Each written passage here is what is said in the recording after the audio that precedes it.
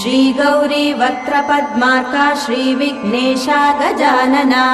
उत्तिष्ठ सुरसम्पूज्या त्रैलोक्यं पालनं कुरु